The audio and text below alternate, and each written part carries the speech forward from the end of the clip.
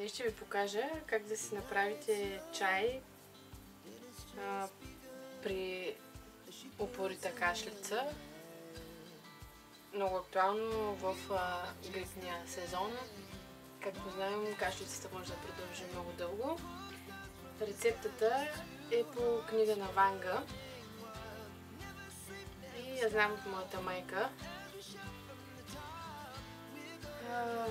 Необходими са ви половин литър вода, една супена лъжица бял бъс сушен и 4 орехи с черупките. По оригиналната рецепта е с една супена лъжица мед, но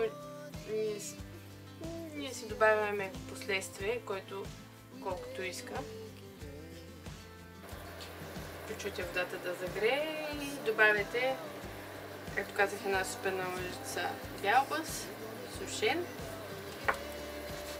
и орехите с черупка.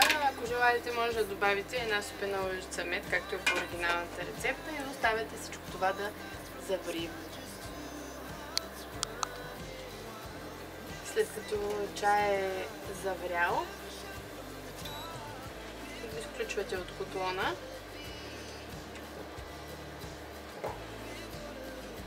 и така получената смес се прецежда.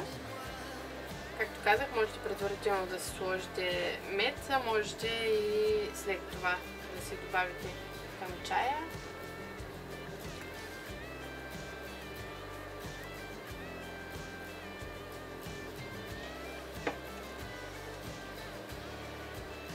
Чаят е изключително полезен и ви уверявам, че кашлицата минава много бързо.